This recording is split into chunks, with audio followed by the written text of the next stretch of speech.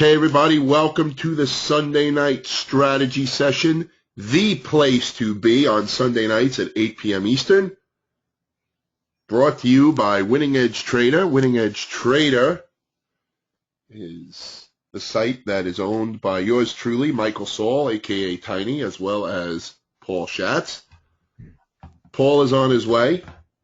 I'm here. This is his video of him getting here. Whoa! It's a horrible video. Here it is.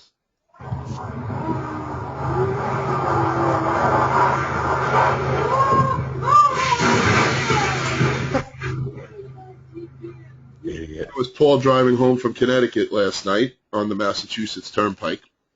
All right, so thank you everybody for coming today. We're going to discuss the market, and we're going to do a top-down approach looking at the major indexes as well as sectors, stocks, currencies, bonds, all that good stuff. And we're also going to be here to answer any and all questions you may have, including opinions on any individual stocks. Before we begin, I would like to talk about the economic reports that are coming up this week.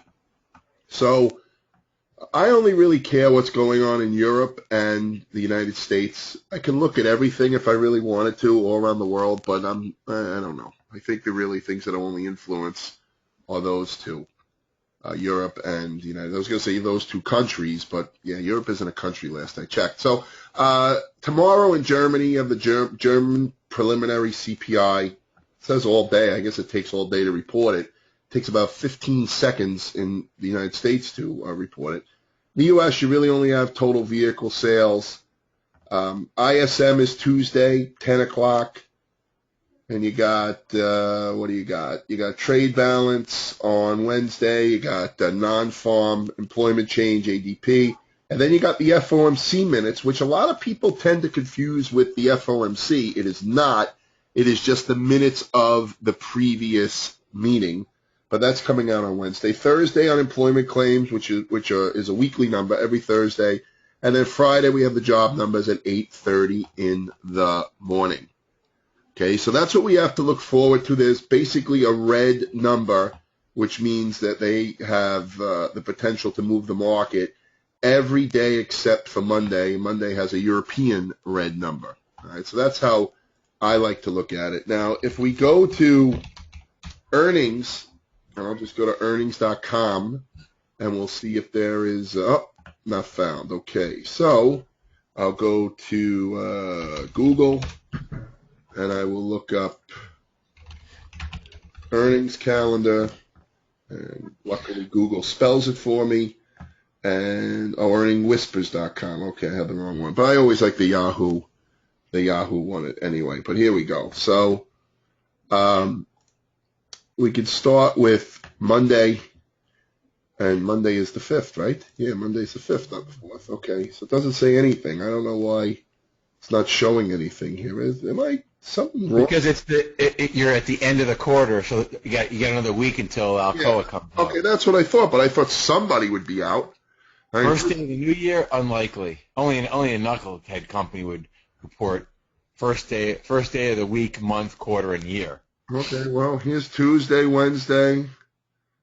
Yeah, I mean, there's a couple of things coming out. Nothing important, so I don't expect. Here's Apollo Education, Family Dollar, Franklin Covey. Yeah, this is nothing. Price Smart, Ruby Tuesday. So nothing's coming out. Nothing's coming out that's going to move us. So that being said, there's nothing in the economic calendar. I'm sorry, there's nothing in the earnings calendar that has the potential to really move us here.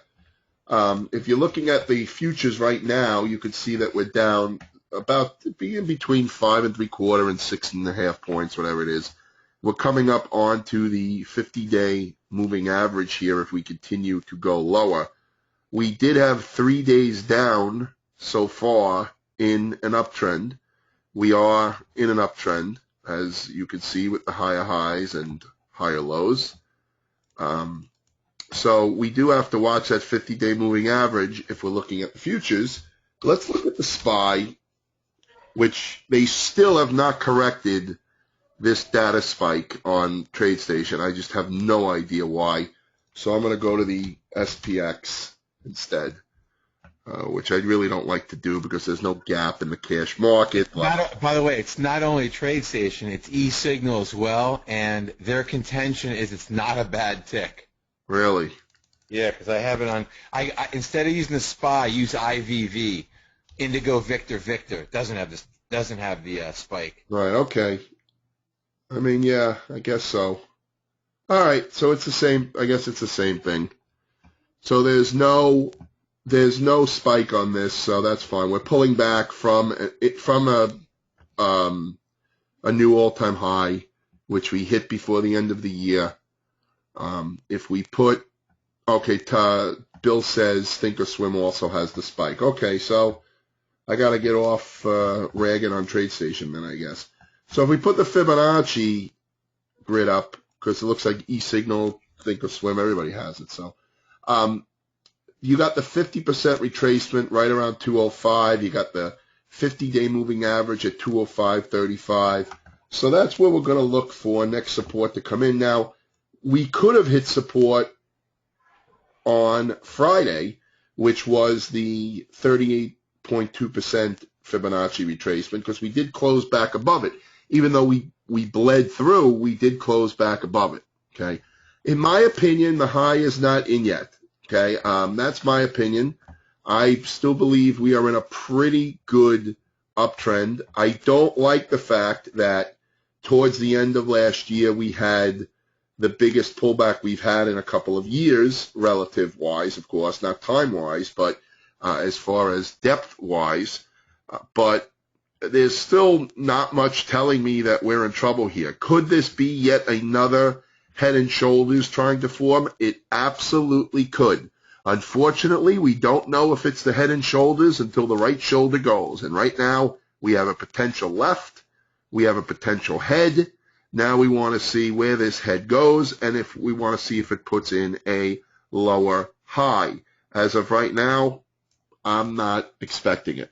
We are in a period of a good seasonality period, which Paul can talk about a little bit, but we talked about it with the market timing folks. So, out of respect for them, we're not really going to reveal all the rules of what we're using here. But a pretty well-known rule to look for is the first 5 days of the year. It's called the January early warning system, and you're going to hear it spewed on CNBC and Bloomberg and everybody. But the shoe shine guy will be talking about this because it's extremely well known, and it is if the first 5 days are positive, cumulative positive, not each and every day, otherwise it'd be over, that the year will end on, you end in the green.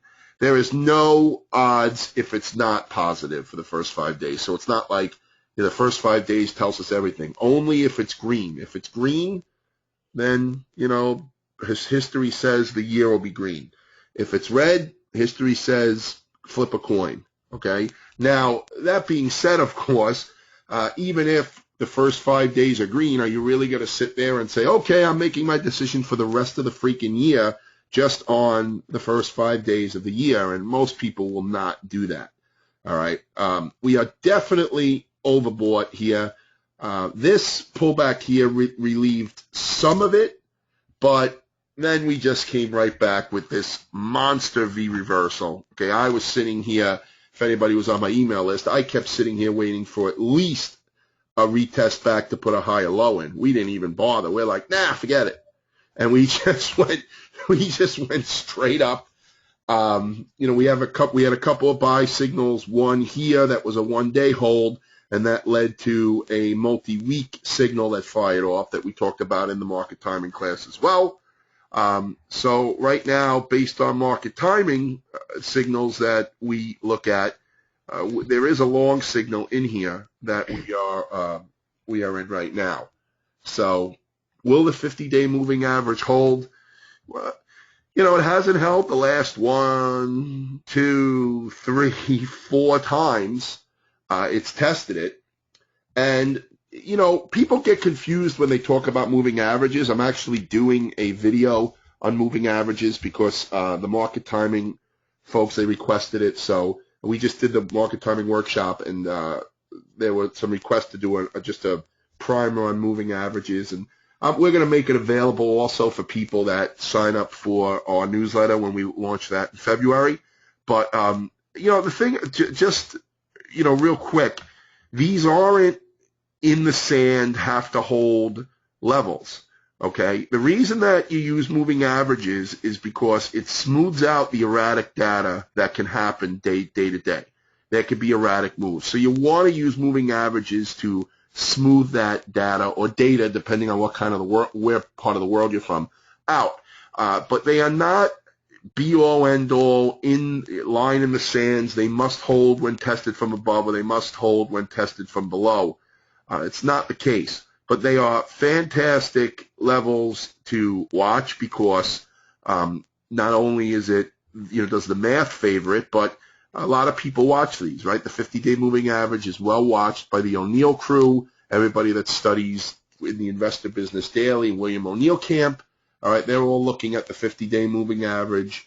A lot of funds will look at it. The press will look at it, the media, et cetera. So it's good to know what's going on there. But in and of itself, it's nothing. We still need a reversal pattern or a reversal candle there in order for it to be considered support. Like, in my opinion, this was support down here.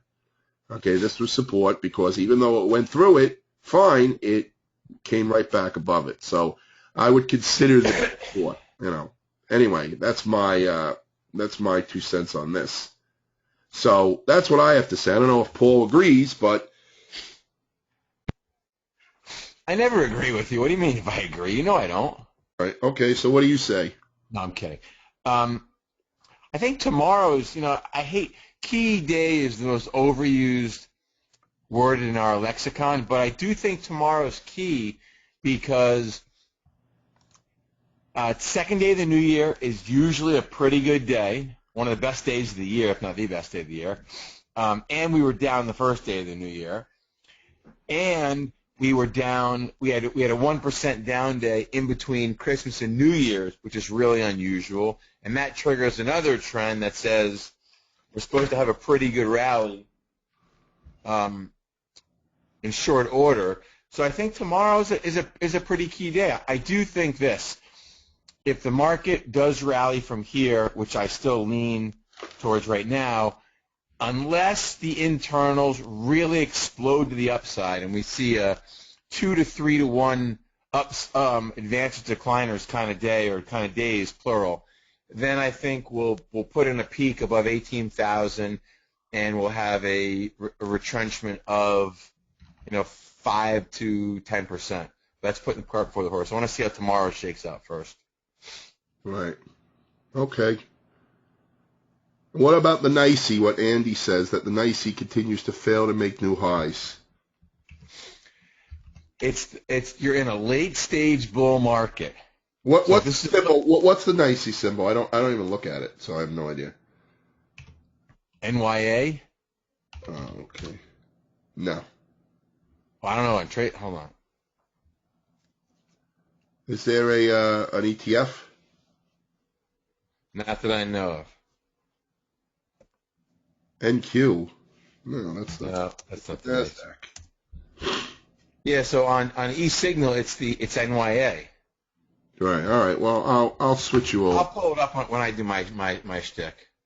Okay. So, yeah, Andy wants to talk about how the NYSE fails to make new highs. Try $ NYA. Yeah, maybe that's what mine is. $ NYA. No, not working. Yep. Got to get a real system. Yeah, I don't look at the NYSE that much. I look at the NYSE tick, the NYSE breadth, and all that, but I don't look at the NYSE. Okay, there we go. Maybe it's NYA.X, and that's what it is. Okay. So there's the good job, Andy. Thank you. Yep. So the NYSE is not making new highs. Now, the reason that I don't look at the NYSE is because I really don't use it as confirmation in the four, I guess really 3 indexes I like to look at, but I throw the Dow in there too. But I like to look at the S&P, the NASDAQ 100, and the Russell 2000. Those are my 3. I'll put the Dow in too to see if there's any divergence there, but I really only want to see if the Dow is leading because that makes me nervous. I don't really care if the Dow's not catching up with the NASDAQ and the Russell and the S&P if they're continuing to go higher and the Dow is just lagging. I say that's good because the money's going into the best of the bunch. And I know I'll get arguments with that saying, well, the Dow is really the top of the line, but I don't think the Dow's a good representation. Anyway, so the NYSE, it has made two consecutive lower high. Well, I count this one too as three. So it'd be 1, 2, 3 lower highs. So I'm actually one, and then this one was a little higher. So two lower highs compared to this big one here. I don't know, Paul, is that enough to trigger a red flag? It's a red flag, but not for the reasons you may believe. It's a red flag because the NYSE is littered with non-operating company issues. Don't forget, on the NYSE, you've got an enormous number of fixed income related instruments. So if you remove the stuff, the U.S. common stocks, you've got all kinds of leveraged closed-end bond funds that likely are contributing to this, I would say, because if you go to some other broadly measured indices, they trade fairly well, and they're common stock only. So given the fact that the NYSE's got other stuff in it, my comment would be the other stuff is giving you the warning. But I do think it is a warning sign. Again, this is a football game. It's the fourth quarter of the football game for the bull market. And in the fourth quarter, divergences like this are seen a lot. The problem is you don't know if right now you don't know if they're leading by only a few months or, as we saw in 2000, it took almost 2 full years. So you're in the late stage of the bull market. I expect to see a lot more divergences like this.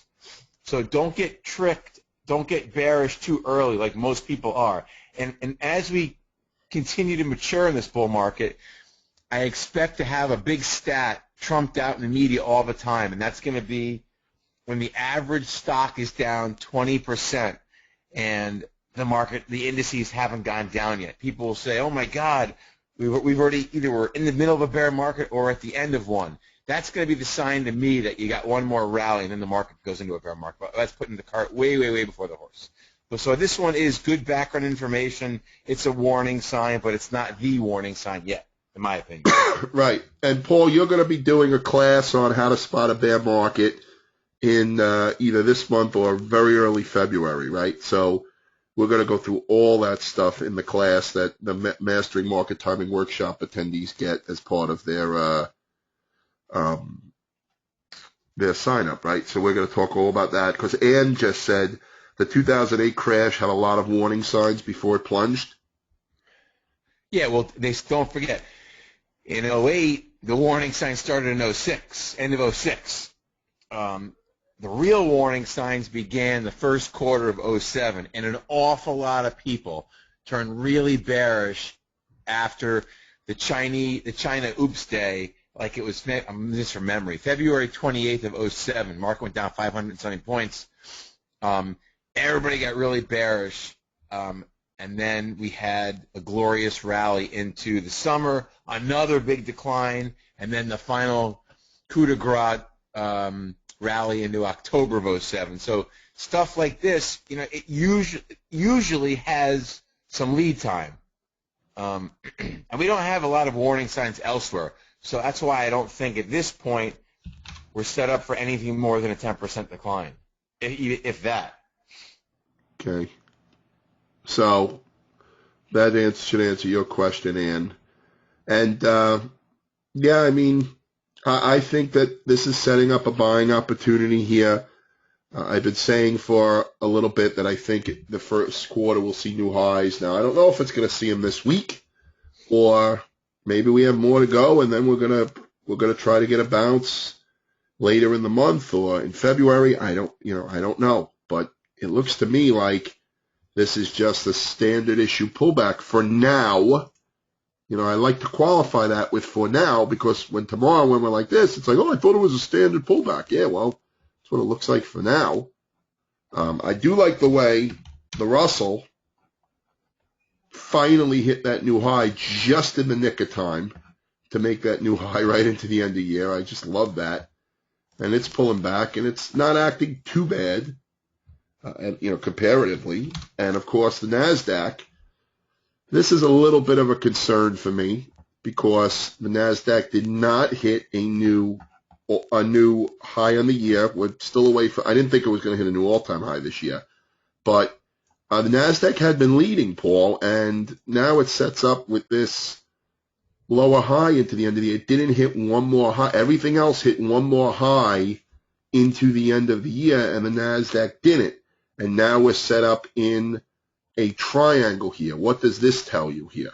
Does the NASDAQ tell you anything? And short term, we're not talking long term. We're not talking, we've already heard that, your opinion that we're not ready for the bear market yet. I'm talking short term. What does this tell you?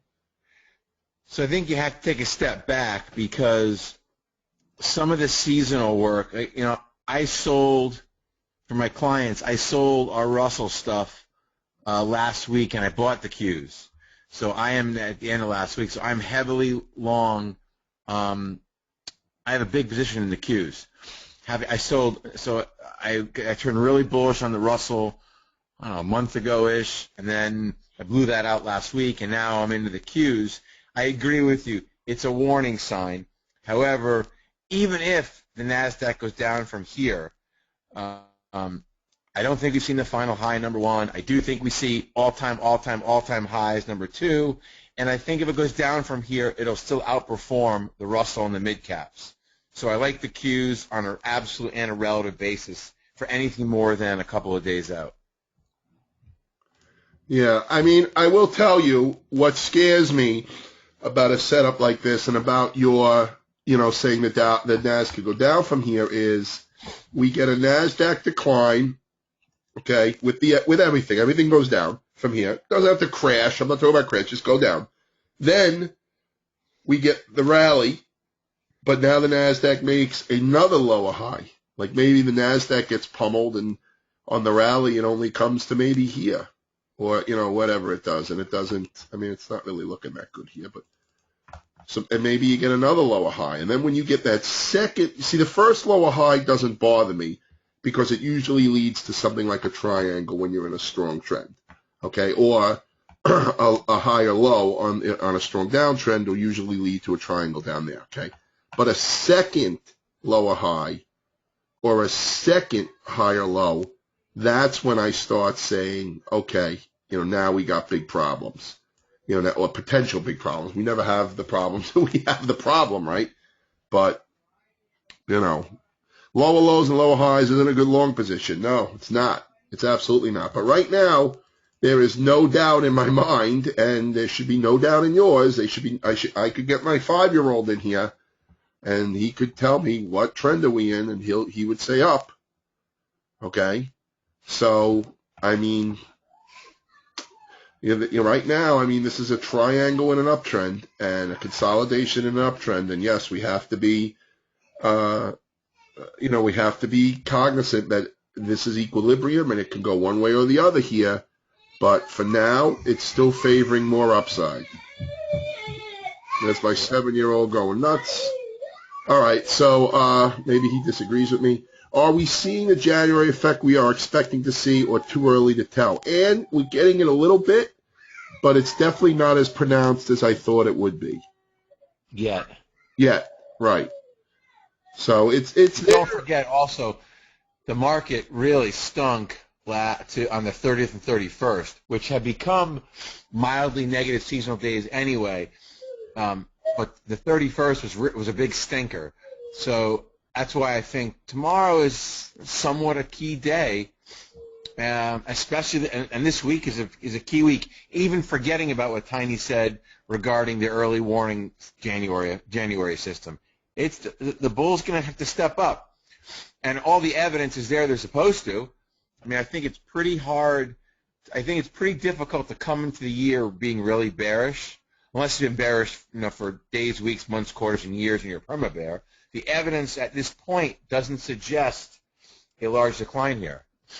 Now, if we have one more rally where nothing confirms, then I may agree with the bears. But right now, if we go down, the evidence just says this is a normal bull market pullback. It's going to be contained. We'll V-bottom for the umpteenth time, and we'll go to all-time highs again. Right. And again, just to be clear, the early warning system that you will hear about, make sure that you don't misunderstand it when you're listening to it on the media. If we don't have the first 5 days up, it's a very poor predictor. It's like 50-50. So that means nothing.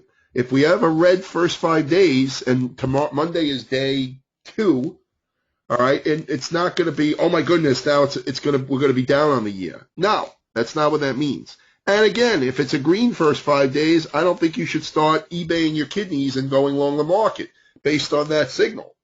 Okay? Wow. Well, I don't know. All right, so Ann asks, when do we know that the January effect is going forward this year before we exit our positions? It's a great question, Ann, and we have to at least give it a couple more days. I mean, it's only the first day of the year, Friday. So, this is usually into now. I did talk about the mechanical system of going over the January effect. That's one way to do it, but that's just a pure mechanical system. And I was clear to say that's not the way Paul likes to do it. So, we're going with the calls that were made for the January effect list, and Mets are Mets. Some of them are okay, some of them are not okay. Was not based on any time, really, like a mechanical time system, in here, out here. So we're going to definitely give it a couple of days, all right, at least into the beginning of the year. So I'm going to turn over the organization to Paul so he could share his screen and look at the questions. Oh, it's not a terrible question, Ann. Why did you ask? Why do you think it's terrible? I don't think it's terrible at all. I think it's a good question.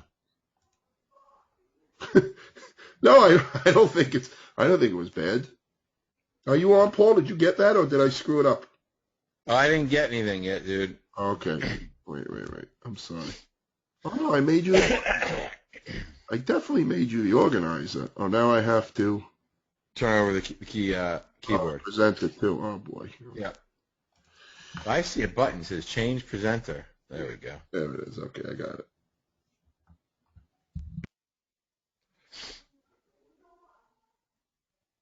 Really small. Now let me see if we have to adjust it. Okay.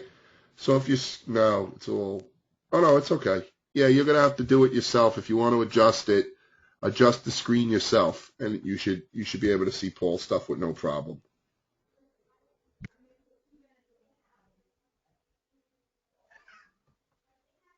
All right. So, Tiny, I'll talk for a little bit.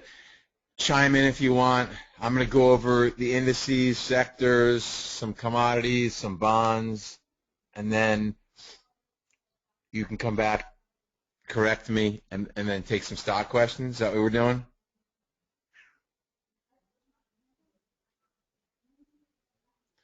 Guess so. Okay. Let me just make sure that I can see your questions. Can everybody hear me? Do I sound okay?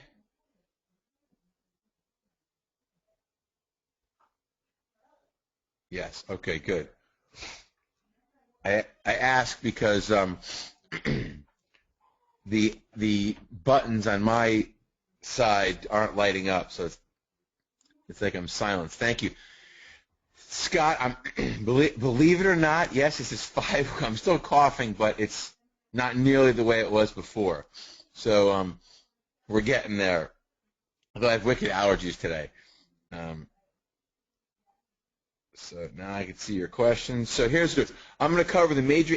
This is like what. So those of you who are new to this, Tanya and I have done this for what seems like forever. I'm going to cover the major indices right now. Then we're going to go into sectors. Then we'll go into some commodities, some bonds. I will stay on point for most of it. I will stray a little bit. Feel free to post your questions. I promise you, you post a question, I will address it at some point. But we're ready to go. So if you hear background noise, the wife and daughter have this mother-daughter book club, and it meets every month, but only once a year at our house. So tonight is their year, and it's supposed to wrap up at 8 o'clock, but it's still going on. So let's rock and roll. So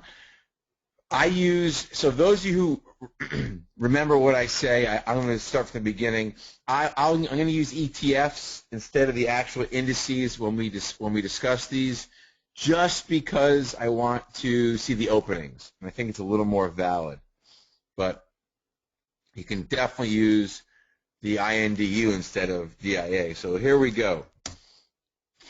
Here's the Dow, and my screens have not changed since I got eSignal. I believe it's 20 years this year that I've had eSignal.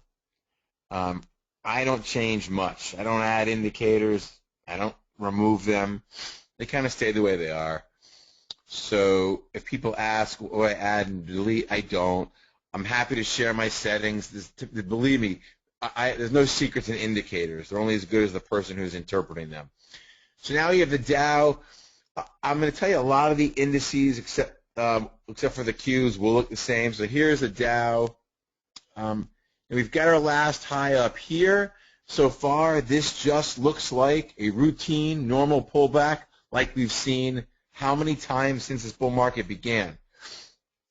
FYI, as I've mentioned many times here and on my blog, which is investfortomorrowblog.com, that we've seen more V-bottoms since 2012 than all the other years combined in history.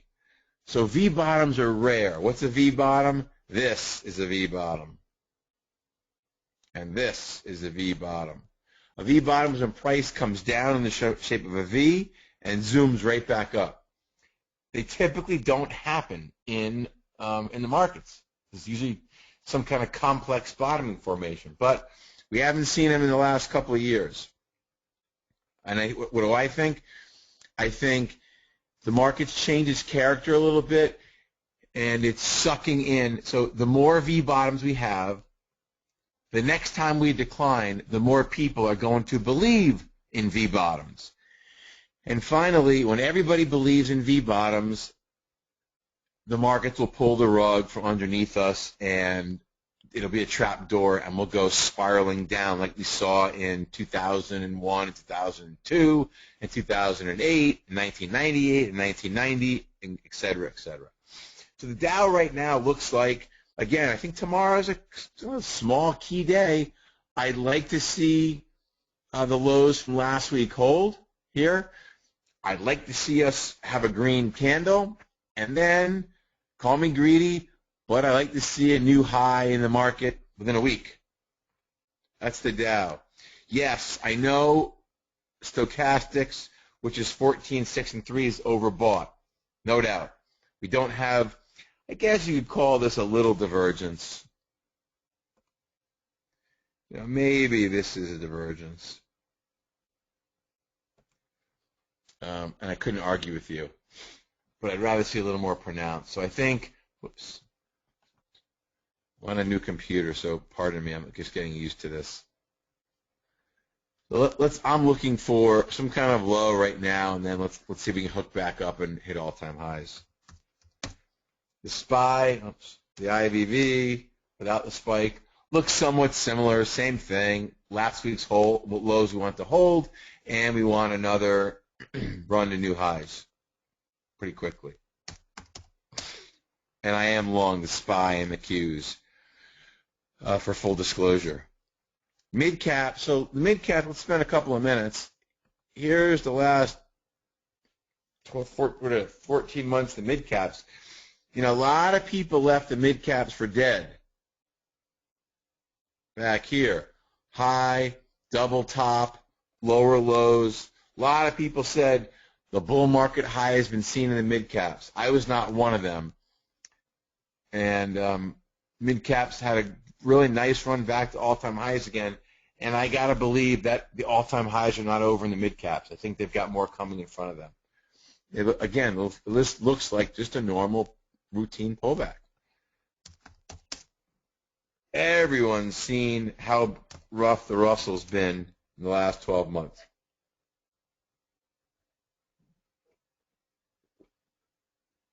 So here's the Russell. The whole world has left the Russell for dead. All right? And I turned very neutral and sometimes bearish on the Russell last year. A lot of people thought the Russell was done. High, high, another high, lower high, collapse, blah, blah, blah. I heard a lot of bears all year long talking about it. They conveniently forget that everything else had a rocking year, but it's okay. They want to pick on the Russell, be my guest. I will say this. I was long the Russell for clients for a good part of the second half of December, plus a little bit more. I did get out of it last week. I don't believe I own any more Russell, but I may own a tiny, tiny piece. While I think Dow 20,000 is a real possibility in the next 6 months, I will tell you this. I have concerns that the Russell will be dragged up by the other indices rather than it leading the way. I don't have enough studies done yet, but my preliminary studies show that last year's severe underperformance doesn't mean it's going to go down, but my preliminary work says it's going to lead to more underperformance. So I'm not a huge, on a relative basis, I'm not a huge fan of the Russell for 2015 yet. That may change, but right now I'm not. So background information. And finally in America, the Qs. Tiny and I talked about it already. They still look fine. Yes, they're diverging because they didn't make a new high here. Small warning sign. Not really concerned yet. I'd like to see them hold and then bust out to new highs in the next 2 weeks. That's what I want to see. Is it going to happen? Who knows? But we'll see. So any questions on the U.S. major indices? Scott asked, am I still calling for 20,000? Yes, Scott, I am. Scott asked, am I still calling for Dow 20,000 if we have 5 straight close above Dow 18,000? Absolutely. There's nothing that concerns me yet. And actually, which I haven't mentioned this yet, but 20 is a conservative number for me. It's not the kind of the pie in the sky number that I really want to talk about. But we'll talk about, we have plenty of the years starting tomorrow, really now, so I got plenty of time to do it. Sam, the DAX I look at on a very superficial background basis. I really don't spend a lot of time on it. My view, rightly or wrongly, has always been in good times, I'm okay making less in the United States than having a ton overseas.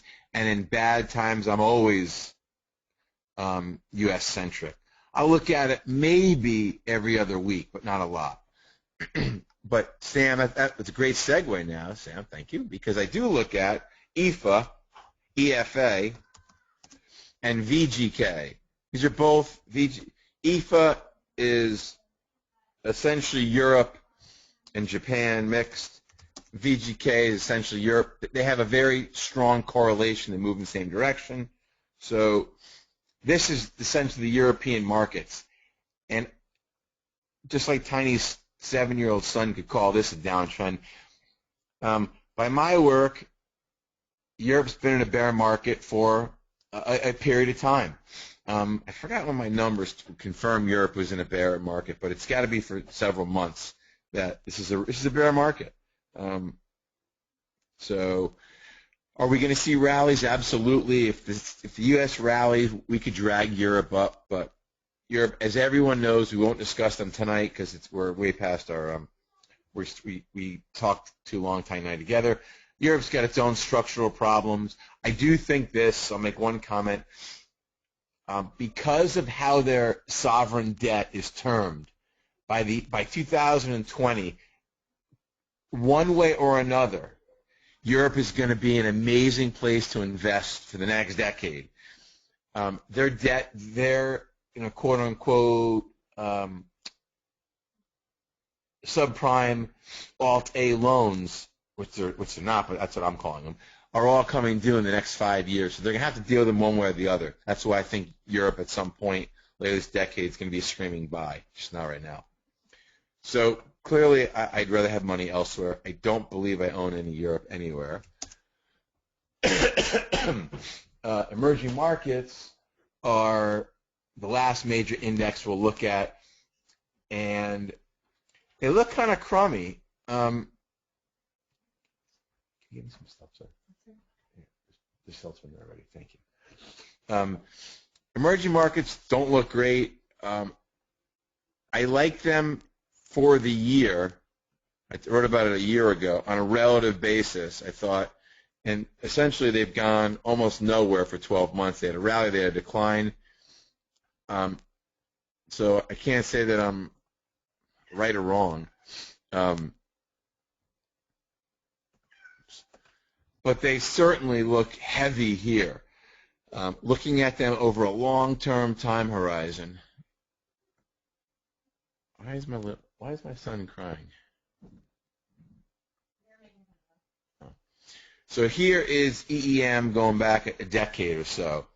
It's pretty amazing that last 5-ish, 6 years, they've done absolutely nothing. They've just gone sideways. What does it look like? It kind of looked like oil before it collapsed. Huge run-up, huge collapse, and then it's gone sideways.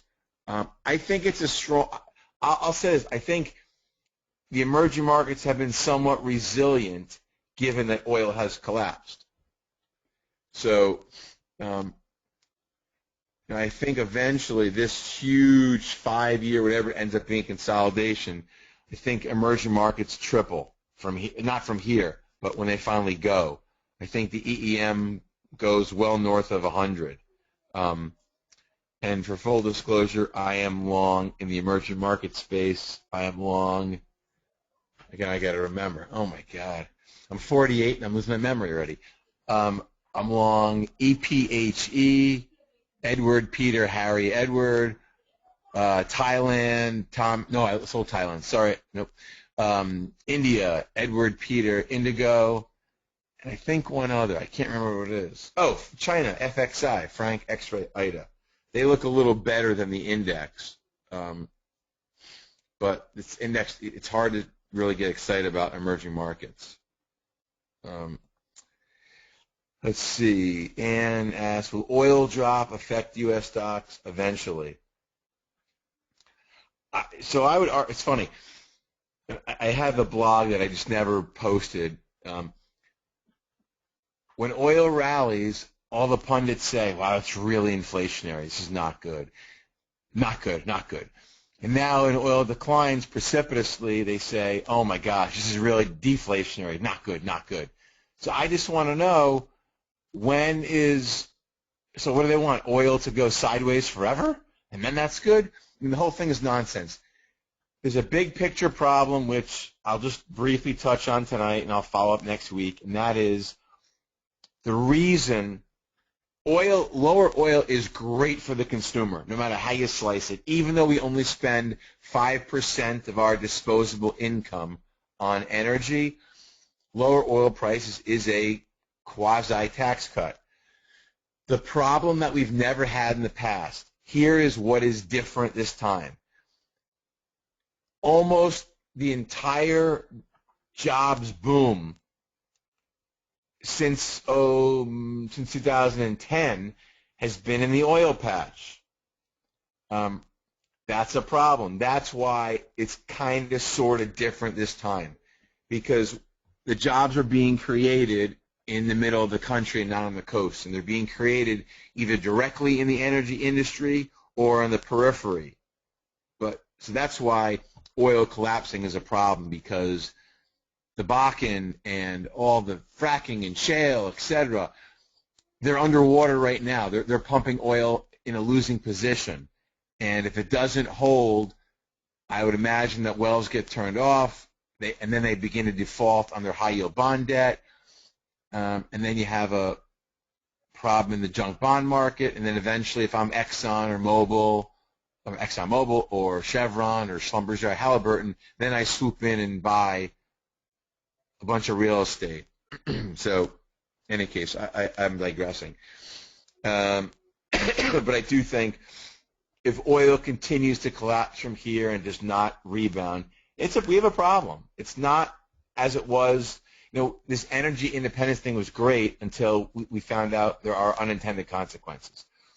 Sam asked, is EEM winding up? Maybe on a monthly basis, Sam, but certainly not right now. It's not positioned well, I would say, the actual index. Jeff, is this being recorded? Tiny will answer that because I don't really know. Tiny's our tech guru for tonight.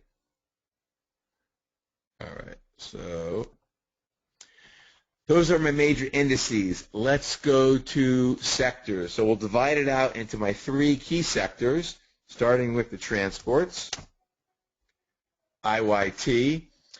You want to see the Dow and the transports make highs and lows together. Here, they look okay. They're not world beaters. They're not awful.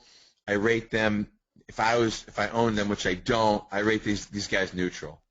I don't really have a strong opinion. I did own them for most of the year, and I sold them right here. 1, they fell off my hit parade list, and 2, what really got me concerned was they stopped going up when oil was collapsing, and that really concerned me. That shouldn't have happened. That's key sector number 1. We'll rate as neutral. Key sector number 2 are the banks,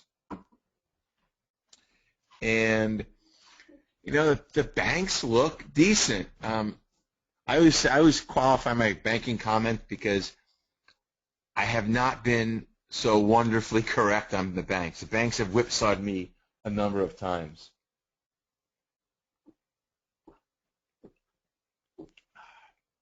So take my comments on the banks with a grain of salt. I do a better job with some things than others, but the banks don't look bad. They've made new yearly highs. It's a sloppy uptrend, but it is an uptrend. So that's one group I am focusing on for the first part of 2015. Banks do not look bad. And the final key sector, let's go to the stocks, where I have a large, in my sector strategy, which is my largest strategy I manage, I have a very large position in the semis, and I've had it for some time. So I am keenly, I just want to get rid of some lines here that are old.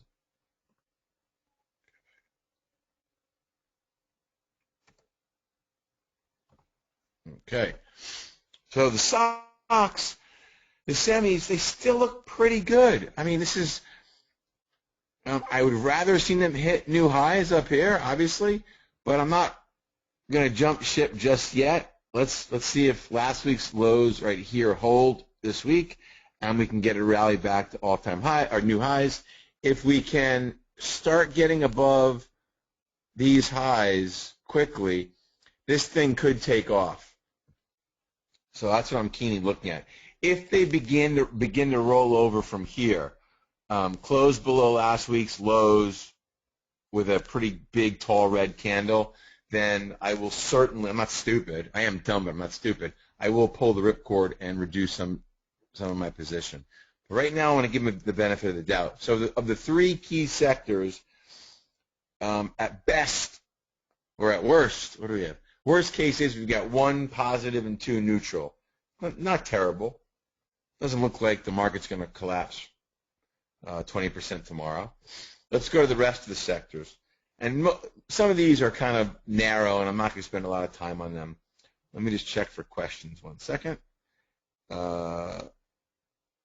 Scott says, wasn't Barron's bearish on the semis? Scott, I'm talking about this week's Barron's. It's sitting on my desk in the office as I've been away for what feels like a month. And I have not seen this week Barron's, so I can't comment. And I got the email about it. I never even read the email. So if they were, then tomorrow's a really key day, because if the bears can't make headway on a negative Barron's piece, then that would make me even more emboldened. However, if the piece really is that meaningful and we collapse, then I'll rethink it. But I like the semis.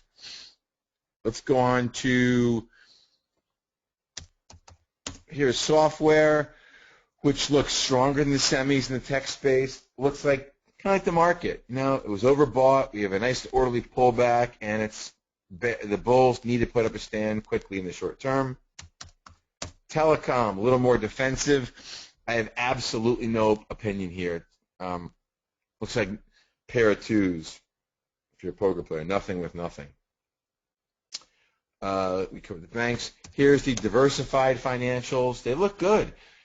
So diversified financials include stocks like American Express and MasterCard and Visa, Western Union, things other than banks and banks too. They look good. So if the market's going to hold here and begin to rally, the financials should bust out to the upside. Consumer discretionary. I hated them all of 14. Didn't own them once. I don't own them now.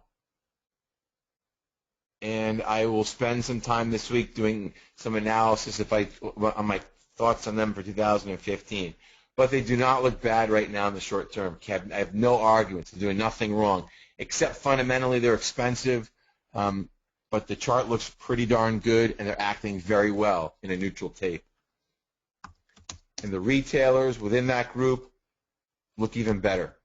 So it's hard to argue with consumer discretionary. And if consumer discretionary does well, typically the stock market does well. And further in that group, the housing stocks, the home builders, they've gone nowhere for a long time. So that's one group I'm keying on for 15. Some of my initial thoughts, which I have not fully put together yet, but some of my initial thoughts are that this could be a leadership group this year.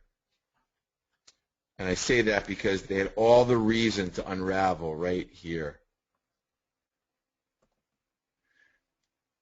Lower highs, 4 in a row, lower lows, and what happened? Boom. They blew all the bears out of the water. So my initial thinking is that this could be a leadership group. Let's go to the industrials, which has been kind of a boring. This is a late stage bull market group. You know, the GEs, United Technology, Boeing, etc. They look fine. They look like the S&P, frankly. So they're not really exciting me yet. I like yesterday's action, which was today's Sunday, so I like Friday's action, but I'm not hog wild yet. The material group is definitely not a late stage bull market group. They don't look bad. They don't look great. They look kind of neutral. I have no interest whatsoever in playing the materials. Let's go to energy, which I do have a position in the OIH, not the XLE. Sorry, I take off my fleece. Here's energy. What can I say? A disastrous decline. I thought this could have been an internal low with an external low here. This went a little deeper than I thought, frankly. I would be surprised if energy just collapsed from here. I think, and maybe that's because I have a position, so I'm looking to be bullish, but I think that energy should have a pop higher, maybe to close this gap. That'd be a target. What I do own is energy services, and they look even worse.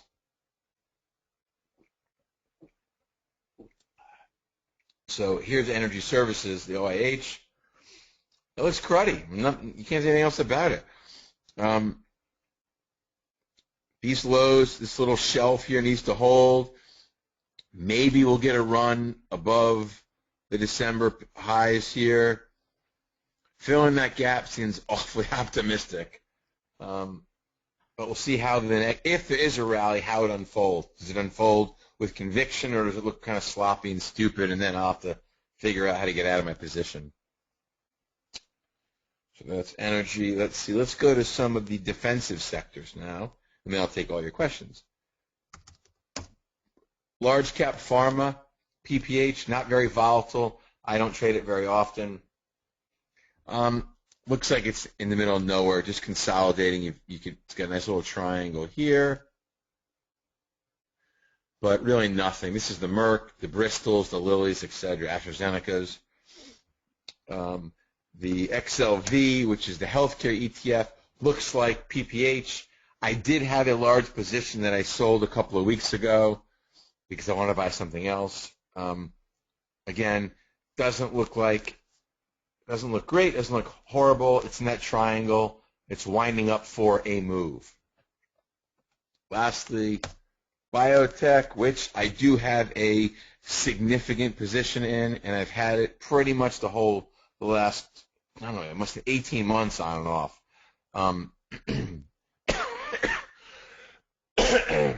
For me, this is do or die for biotech, frankly. If we don't see new highs in the next week or so, then I will probably then it will fall off my hit parade. I'll probably get out of it and move on. I don't like this formation at all. It looks like a sloppy top. And if the market holds on, this thing should take off. If it doesn't, I will be concerned. I'll get out and come back to fight another day. So that's the biotechs. Really defensive. Consumer staples. They had a really nice run. Fundamentally, they're very expensive, which prevents me from really loving them. But they're still making all-time highs. They're just an expensive group. So when the market does go down, I don't think this will provide the shelter that they normally would when they're cheap. Utilities, which I just bought the end of last week for the first time, I think, in a while. Yeah, definitely in a while. I owned them a couple times last year, just not very much. So I don't like buying them after such a huge run, but on a relative strength basis, they are the number one sector in the market right now. So you get a little, I guess you'd call it a hammer on Friday if you're a candlestick person. Problem is you only have a 2-day decline. Support is kind of a cushion that's in here, you know, in the mid 46s to 45-ish. So you get support just beneath there. I'll give that a shot. And finally, the REITs, which I've owned for a long time, they still look fine. People are buying them for yield. They still, you know, until proven otherwise, they have been, they should be a leadership group. They're just not big and sexy, and they're not going to give you a lot of bang for your buck. So let's pause, look at some questions if there are any.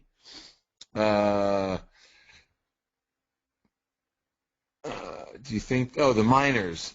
Dean, hold on 1 second, and I will get to gold and the miners. Are banks and XLF doing well because no. And the banks and XLF are not, so they did poorly with QE and cheap credit. They're doing well, in my mind, because there's the likelihood for a little bit higher interest rates. And if if rates go up, their net margins will go up. So they got a shot to make a little bit more money, like they haven't made enough money in the last 6 years. That's why they're going up, I think, at least in my view. XLU I covered. Paul, how do I feel about MLPs? Jay, I own AMJ. I think so as far as the MLPs go, I think it depends on what kind of MLP you own. If you're a midstream player, meaning you're just involved in transporting materials, then I think it's a fine play. If you're a pure play on crude, then clearly you've got a problem. I tend to look at the indices and the groups rather than the individual ones. Tiny can talk about the individual ones, but I own AMJ. I'm only adding to it. I'm not decreasing the position. I think it's a good long-term, at least in my mind, a very good long-term core holding. And the last question was, nope, there's more. Chuck, My feeling on small caps right now, and I haven't finished my work yet, but my feeling is that if they go up, no, because I'm using this as a table.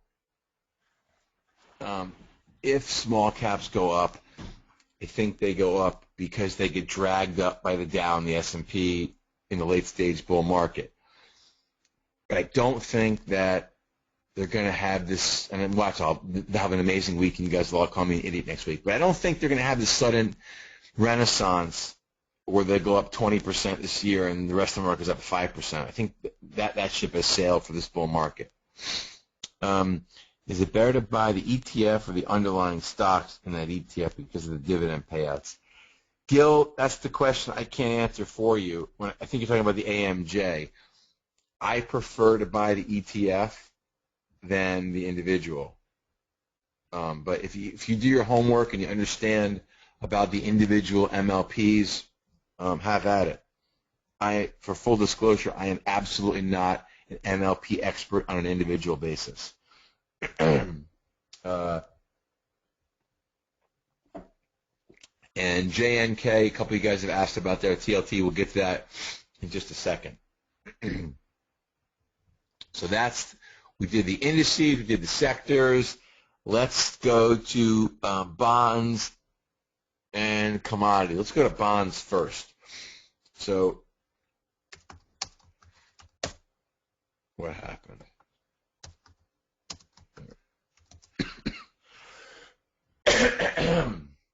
So here is the 30-year Treasury bond futures contract. And forgetting about what the chart is, it is still in a bull market right now. Although I would argue that long-term, the secular bull market that's been in place for 35 years is over.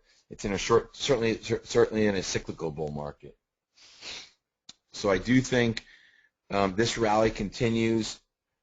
Last January, when everyone or most people were really negative on the bond market, I came into the year positive on the bond market, and I didn't change my forecast the whole year. TLT is something I own. I own it in my global macro strategy, and I owned it, I believe, all year long except for 2 weeks. So I was bullish on bonds all year. We got that one right, thank God, because this one made up for an awful lot of mistakes I made last year.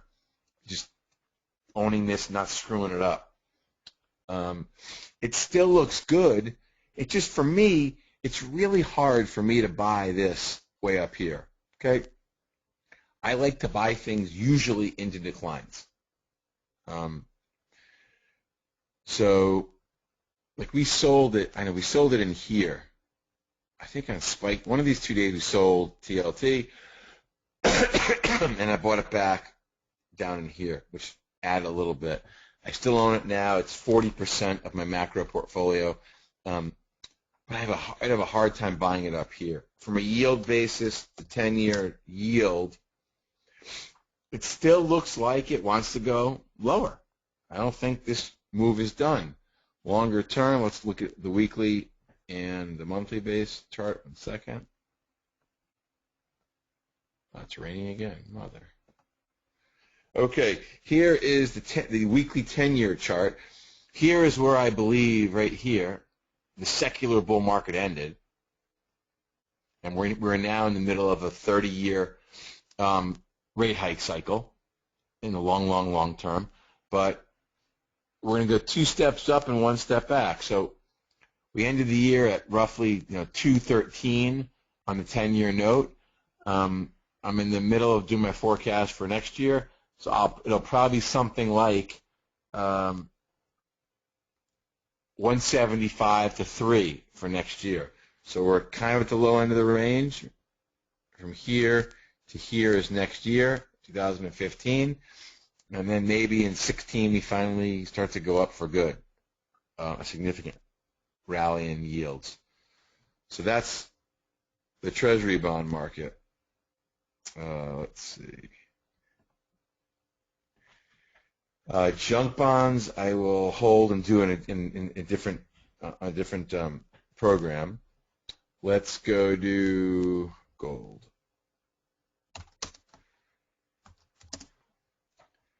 So here's gold. I do not, it's a rarity when I don't have strong conviction on things. I do not have a strong feel for gold whatsoever right now. I think long term, we're going to 2,500 and 3,000. But I don't think that bull market is launching until we get closer to the next presidential election or even after that. So between now and then, I think you kind of pick your spots, you make some trades, but you don't go hog wild crazy for gold. Here's the weekly chart. I mean, you have a pretty good downtrend here for over several years. And that's correcting this ginormous, one of my favorite words. Let's get rid of this garbage. We have a huge rally. Stop. What? What did you say? I said it's a blow-off weekly top. Gold's going to under 500. You heard it here. Oh, shut up. So here's, gold. I think we're still in this pullback over many years, and it's meaningful because it's going to go down. It's down 40%. But I think that you pick your spots in gold to be bullish. You just don't load up and become a gold bug. And the GDX, which I trade very, very, very often, and for full disclosure, I do have a position right now. I think it's going higher in the short term. Obviously, if I'm long, I think it's going to go higher. But we own some. I think we own a January effect stock or two that are gold related. But it's not a stock I'd want to own for the next 5 years. Not an ETF I want to own for the next 5 years. I think you got to pick your spots. You buy weakness, you sell strength, and you don't get greedy. The time to load up on gold is coming. It's just not right now, in my opinion. Crude oil.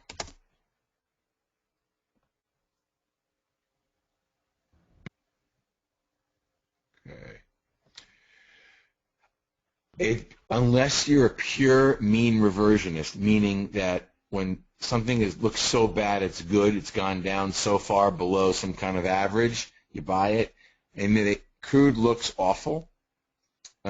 One of the mistakes I made last year, and I always share my mistakes, I bought crude here on this candle because I thought, and it looked like at the time, what the heck did I know?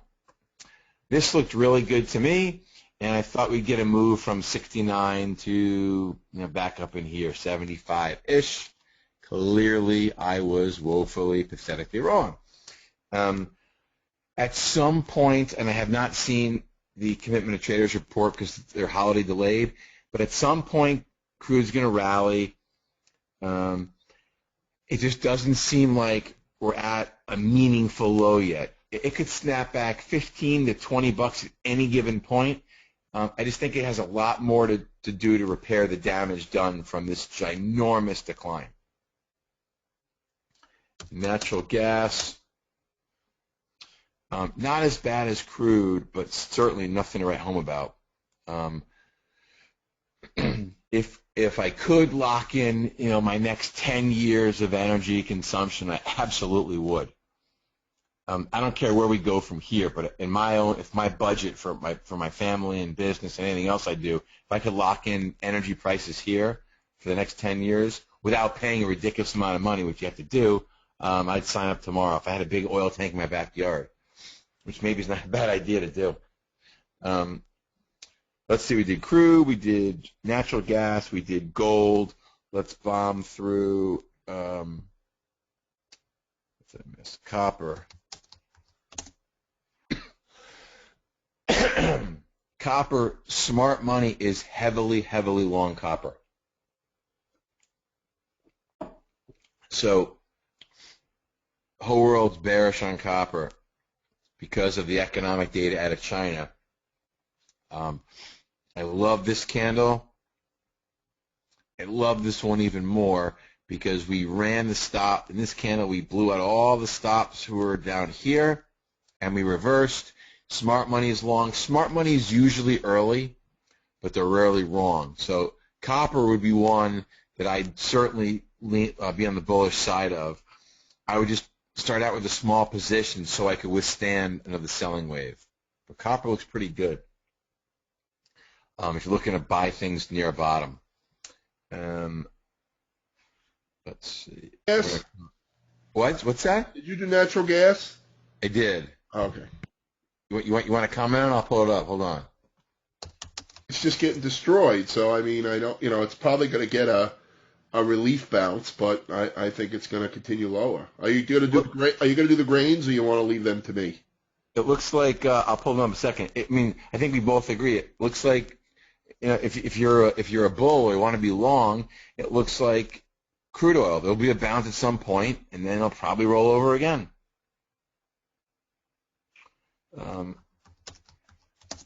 Here's wheat. You have any comments on wheat?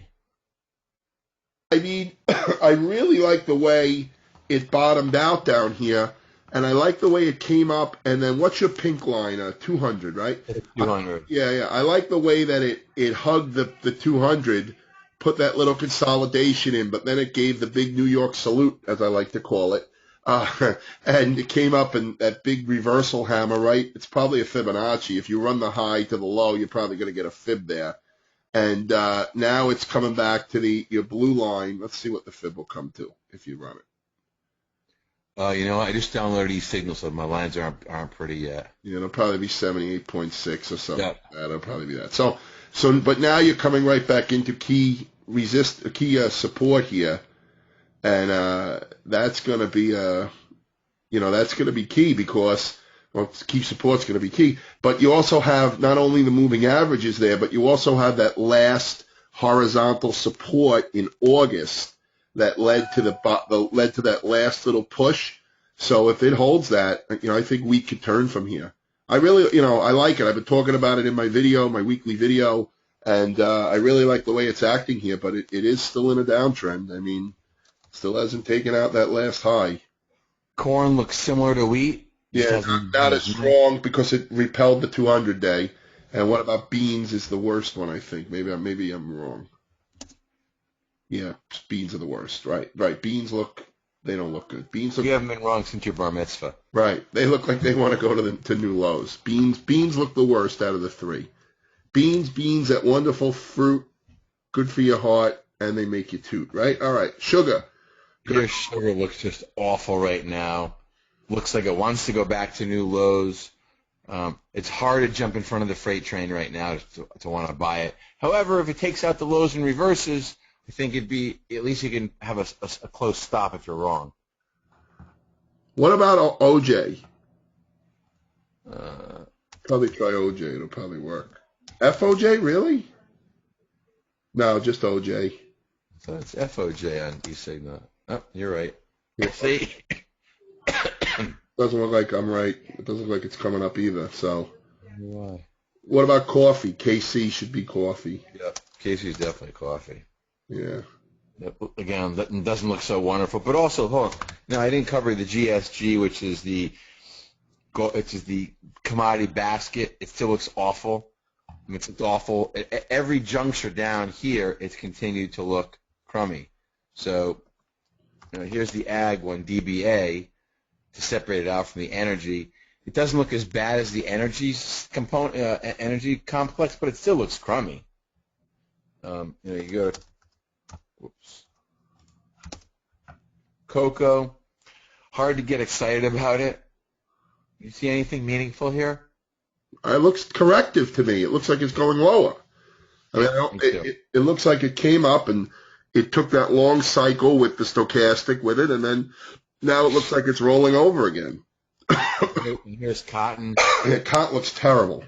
So we haven't found one redeeming commodity yet.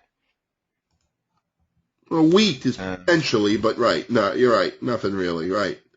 Now, what does that tell us for the market? Well, the commodity market looks crummy. Okay. So I'm going to turn it over to you. I just want to pull up junk bonds. I'm going to pull up two things, and then we shall turn the mic over to you. I'm not going to toy with the chart. So here's junk bonds for everyone who's asked. For full disclosure, I have a very large position in junk bonds. They don't look great. Let me say that. This looks impulsive to me, but they can't withstand much of a decline right now, or else I think the bulls lose it and we collapse to new lows again. So I really, right now, I'm looking for the bull to make a stand in here, hold their own within 1 to 2% of here, and then send us higher. If they begin to lose any more than 1 to 2%, I'm wrong, and you got to get out. This is one of my favorite canaries in the coal mine, junk bonds. The problem here, this whole move down in junk bonds was almost all caused by energy junk bond to the tune of somewhere between $500 billion and $1 trillion, I think. It's a huge. There's an enormous amount of junk bonds in the energy sector from all those little companies in North Dakota and Wyoming and Ohio, Tennessee, and Kentucky and West Virginia. Next year, they're going to have to roll their debt. And for all these years, it's been a shooting fish in a barrel game. And now that oil's collapsed, they're going to have a very tough time rolling their debt. So this could spill over. What people are looking for now is the junk bond problem contained in the U.S. energy sector, or will there be contagion into things like the chemicals? So it's too early to tell. But this is one canary I would pay very close attention to. And the other one I'm going to pull up, I forget what the heck the symbol is. It is NYAADLINE. No. Let's try it again.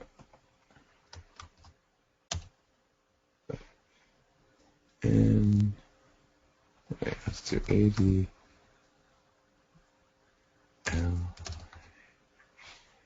There we go. AD line NYA. So the other canary I want you all to pay really close attention to is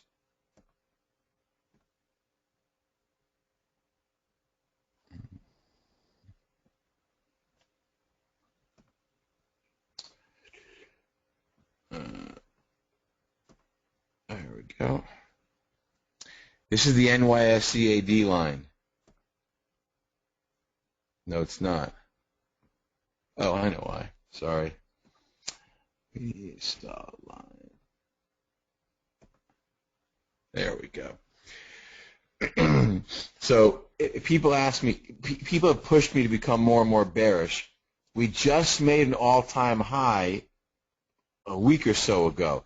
It's really hard to get really bearish when the New York Stock Exchange AD line just made an all-time high. There's usually a minimum of a 3-month separation between when the AD line makes an all-time high and when the market does. In 1998, the AD line peaked in April of 98.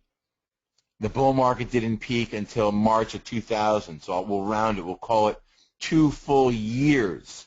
So we know somewhere between 3 months and 2 years.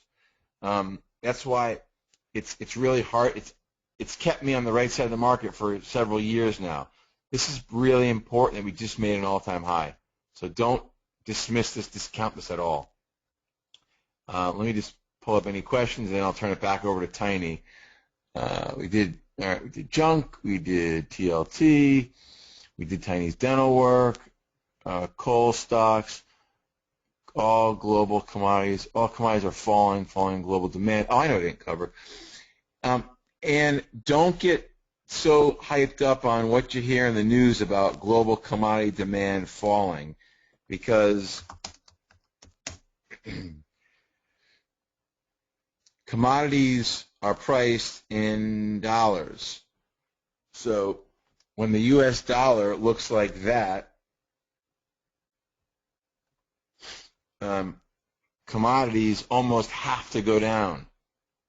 So don't get hyped up on global demand. it's because they're priced in dollars. When Tiny and I used to do these sessions, I used to fight with people all the time. There's been no bigger dollar bull in the world than I've been since March of '08. Every forecast I've done since then, I've been an uber dollar bull. I remain that way. I'm on record as being that way on every major news program. The dollar is in a multi-year secular bull market that began in March of '08, even though we printed $5 trillion. I don't think the dollar is close to ending its bull market. The only, however, is dumb money is very long up here. Dumb money has been very long up here, and smart money is very short the dollar right now. As I said earlier, smart money is usually early but rarely wrong. So I think we're getting close to the end of this intermediate term move in the dollar. There'll be a pullback, and then you can buy the dollar again. The dollar is going much higher over the coming years. If you guys have been with us for a while, you know both Tiny and I have been uber bears on the yen, and I said it was going down 50% at the peak, and I think I'm not bearish enough. So the yen is from 130 here down to 80. I told everyone when we did this last year, anytime the yen rallies, just short it. I think the yen goes down from here another 50%. So any rally we get in the yen, I think you just go short. Same thing with the euro. I said this in March of '08 when the euro was on the upper 150s. Euro is going to be under 100, and we're close. And I don't think I'm bearish enough anymore either. I think the euro is going much lower. The U.S. dollar is the place to be. I'm going to stop here, turn over Tiny, and we'll talk about the repercussions for that next week. So, dude, it's back to you.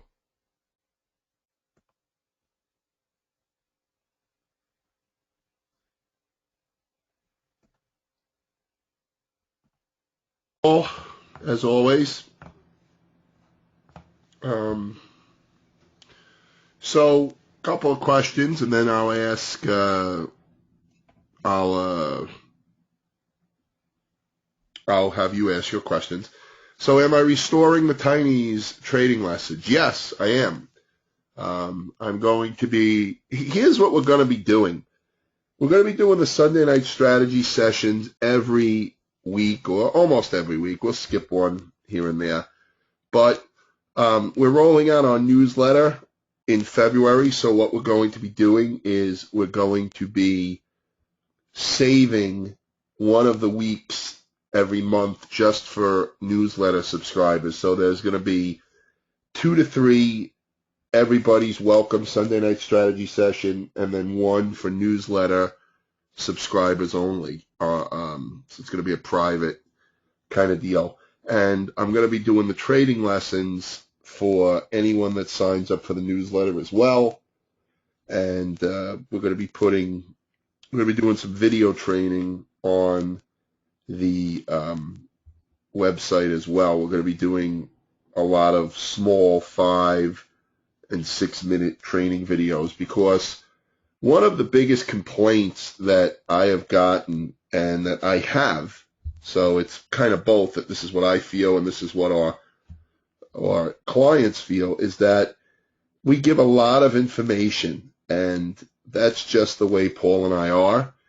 We tend to, we want to over-deliver because that's how we expect to be treated when, we sign up and pay our hard-earned money for something, invest our money into something. So we tend to just over-deliver, and a lot of times it becomes mush in your brain when you try to take in too much at once, and I've experienced that firsthand. So what we're going to do is I'm going to do a lot of short 5-minute videos so that you could sit down, bang out 3, 4, 5, 6 videos if you want, not get overwhelmed, and then just go to sleep or go about your day or do whatever you want. And then if you want, come back and watch another 3 tomorrow or watch another 4. And this way, you will be able to learn at a pace that is consistent with actually understanding what you're learning.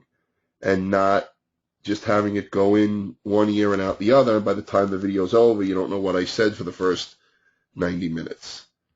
So anyway, that's what I'm talking about. And then the trading lessons will be probably a little longer. I used to do the trading lessons. I used to try to keep them to 20 minutes.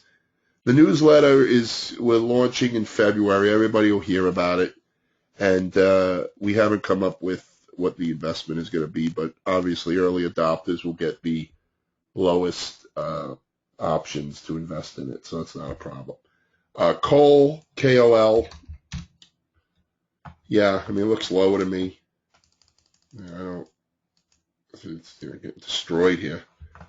Again, like the other commodities, I think it's going to the 08 lows at a minimum.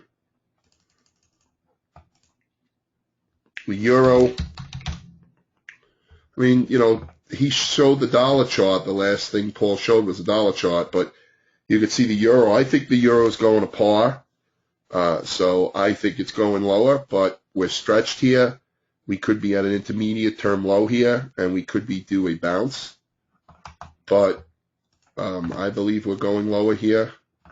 Here's the monthly chart. I think it's going to go down all the way down to whatever these lows were. And right now we're at key support, but this is the real support. Like, I think we could probably go down a little bit lower here to these lows, but I think I talked about this on New Year's Eve. We only had 32 people show up on New Year's Eve. It was my lowest attendance ever. I was miserable. The rest of you had something better to do, I guess. But I thought we had a nice time New Year's Eve. We spent about 2.5 hours, 2 hours and 15 minutes. But usually I get a few hundred people, believe it or not, show up for New Year's Eve. But all the important people were there. Right, that's right, exactly. How can I be miserable with all the friends there? But I was just pissed that we didn't get more people. But what do I shouldn't expect much. But it is New Year's Eve. But all the important people were there. So anyway, I talked about how this is an important low right here. But this is a real important low because right here where my crosshairs are, because this is what spurred the turn that led to all times. So that's going to be a very, very big low here. Very big low. Okay? So if we bounce up here, it could be a dead rat, and I call it a dead rat because kitty cats are too nice to call them dead cats. We can get a dead rat bounce here, go lower, and trade at least till that low. But I believe the same stance as Paul does, which is that I think we're close to a high in the dollar, which would correlate with a low in the euro on the intermediate term. That's what I'm thinking, but I think we're going lower overall. Okay, so that's my euro commentary. Let's see what else we got. Got stocks, just put them up. Don't put up like these leveraged ETFs and stuff. Like, I'll do dust, I guess, but I mean, I'm not going to really have a better opinion on this than I am about the regular time, so just because it's the 3-time leveraged, it's not going to look any different to me than the 1-time leverage. It doesn't matter. I mean, I don't care if you do. It's just you're not going to get anything from me different than if you would have put the 1-time minor. What's it, GDX or something? Something like that, right? It's kind of right. It actually does look different, so that's weird.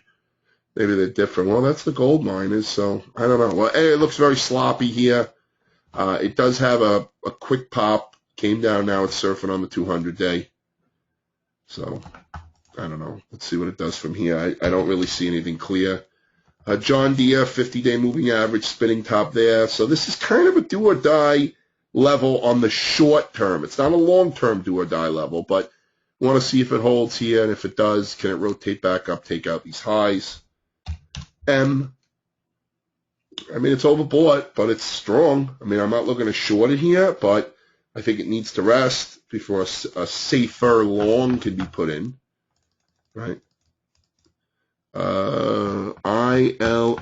Boy, my freaking eyes are shot, man. I'm gonna go get glasses this year, I think. I don't think my wife signed up for vision with the insurance though, so maybe I'll have to wait till next year. This is just, this is the epitome, the epitome, right? Epitome. Isn't that the things you eat at the sushi bar? The epitome? Oh, that's edamame. Okay.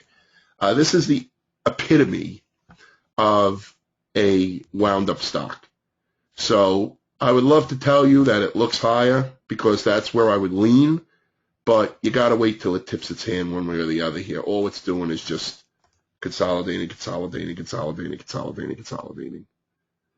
right. Z doesn't look so hot.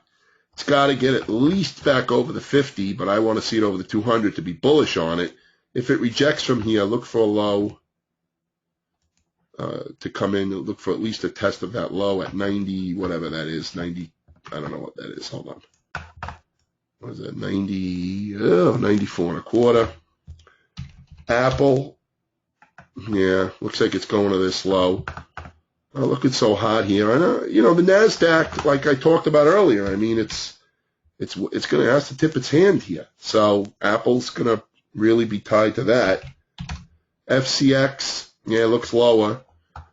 Could be a spike and ledge, but boy, this is a strong downtrend. If this holds here as resistance, I would look for a rollover and a retest of those lows. Oh, dust is the inverse. Okay, Bill. LinkedIn, out of the social network stocks, looks okay. We might as well go through all of them now. Facebook looks okay also. Nice little doji there. Twitter looks terrible. I think Twitter's going to new lows, but again, you know, we're right at the moving averages here. MA, yeah, could be a head and shoulders here on MA. Don't like the way that it's lagging Visa so much. Visa looks okay, but MasterCard isn't. It's not looking bad, MasterCard. It's not a gimme short here. It's still above the 50-day moving average, and the 50-day is coming at a real sharp angle here, but it's not looking great. It's not looking as good. Beta, B-I-T-A. I never even heard of this stock, but it has a potential double top in place here. It's coiled up. I would watch the 50-day moving average. Stupid alerts. I would watch the 50-day moving average here and see which way it twists and turns, goes here, or if it comes out. And a nice day on Friday. Really nice day, up 6%. GLD. Did we look at gold yet? We didn't look at gold. Yeah, it's sloppy. I mean, gold to me, I have this sloppy channel drawn in here, and then I could draw this channel in here. I don't know. I don't really have an opinion right now on gold. I don't like the fact that it's below, or it's just below the 50 and it's below the 200. You know, but we are in a seasonal period, I believe, where gold tends to outperform. We'll see. I don't have a pattern here, so it gets me, you know, I get aggravated, you know, when I can't see something, even to form an opinion on it. NTAP is just sideways. I mean, this thing is just the epitome of sideways. Epitome of sideways, right? Verizon. Yeah, not so nice looking. This is a doggy of the Dow for the second year in a row. It's not really looking that hot here. No, not really looking that hot. Alibaba. Yeah. I don't know. It could be a bull flag, but I mean, nice push up. It's getting on in retracement. I mean, it doesn't look terrible. I wouldn't jump on the short side, but I don't know if I would be pounding the long side either on it. I think you got to wait and see. Tesla, I can't look at Tesla long until it gets over the 200 and the 50 right here. OSK, yeah, watch the 200-day for resistance. TM, what's that, Toyota Motor? Yeah, it looks bullish to me, but I hate these ADRs because they have these big gaps in them because, you know, They do the dominant trade over overseas. But yeah, it looks strong. Price line looks like it wants to go to the 200-day. Then it'll make its decision. I call this ping pong because it's between the 50 and the 200, so it's got to make up its mind. Techs, it's not terrible. I mean, it's still in a downtrend, but it may be trying to form something here. I like putting the lines around it and see which way it releases from here. And the other thing is when it releases from one of these patterns, it's got to stick. If it doesn't stick, you got to, I don't know.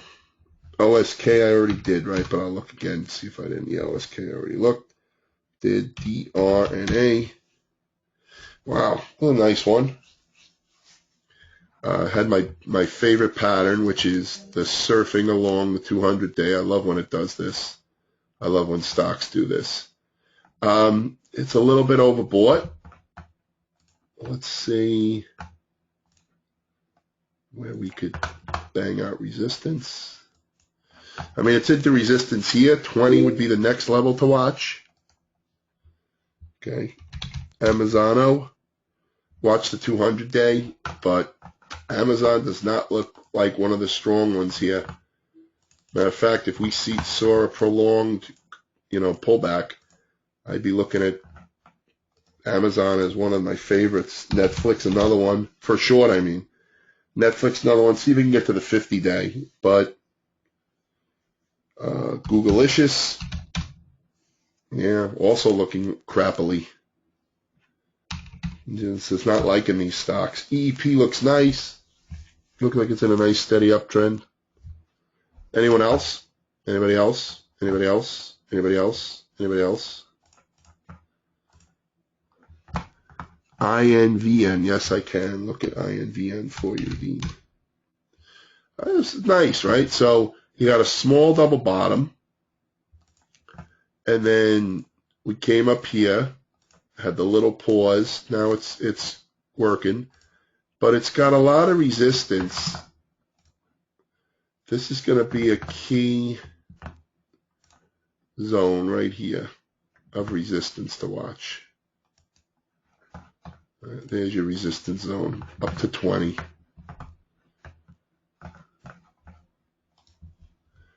Okay. UPS, looking okay. Did Paul talk about the transports? Sure he did. Yeah, they're looking okay. Possible double top. But UPS looks all right. If it continues down, watch the 50-day to hold. CCL, yeah, stretched, very stretched, but looks great, but stretched. So I would wait for a pullback. Bank of America looks okay. SRC looks okay. It's got to break out here, though. Let's look at a bigger chart. I don't know if we're not going to have a bigger chart. Yeah. No, we don't really have a bigger chart here. It's relatively new. This breaks out, though. This could be a nice breakout here.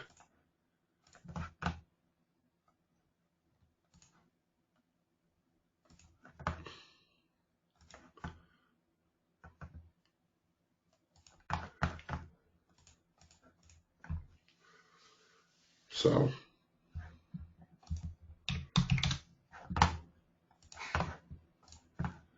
EXC, nice pullback here. See if it holds on the 20. Can get a bounce. INSM, acting okay.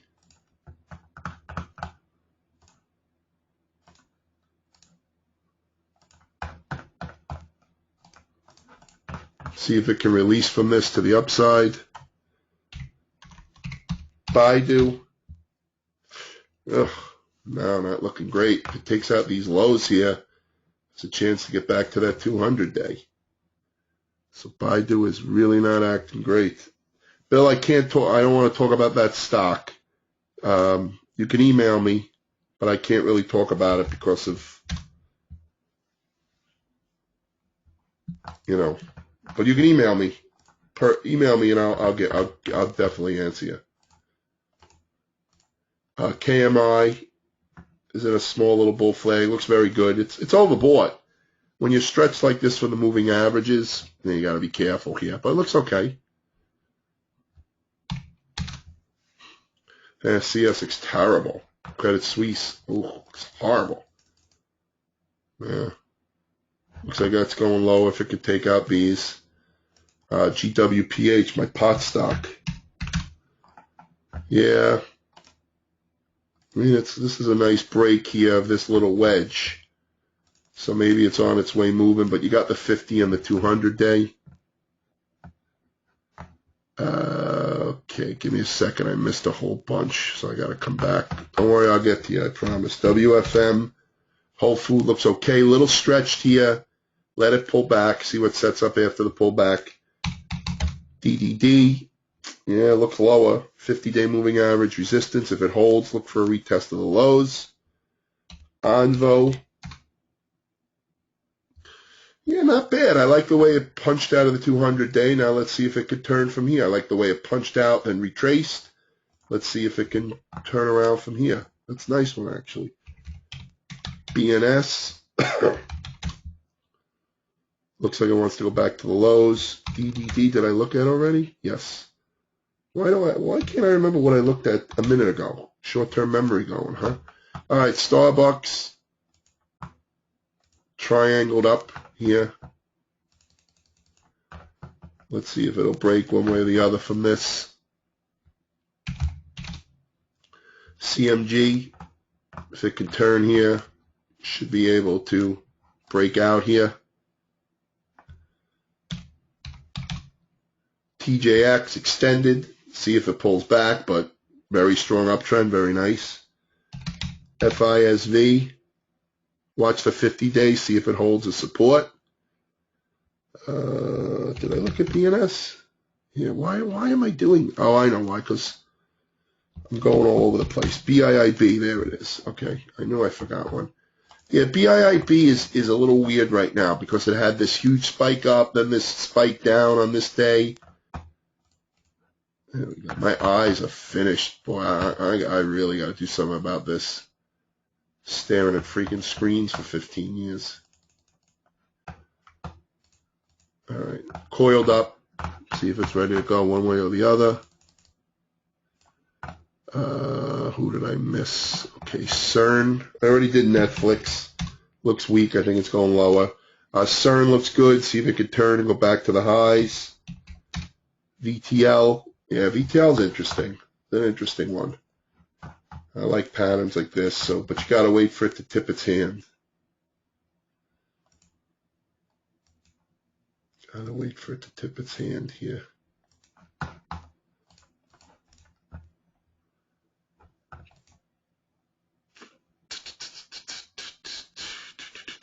SKX.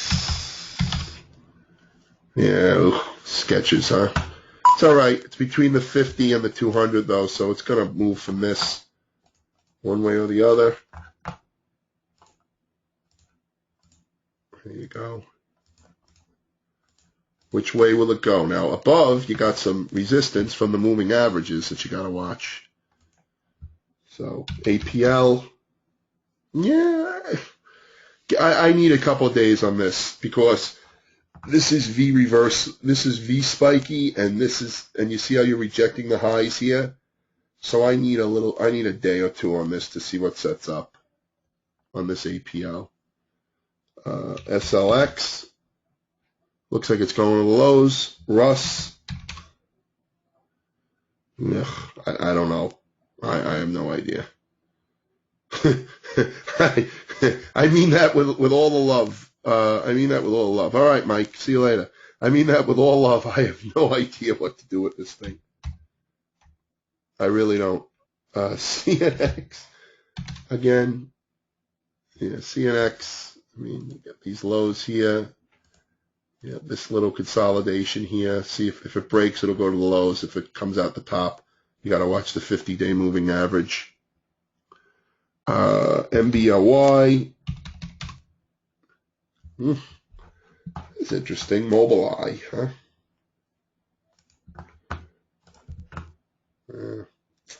Looks like a wedge to me.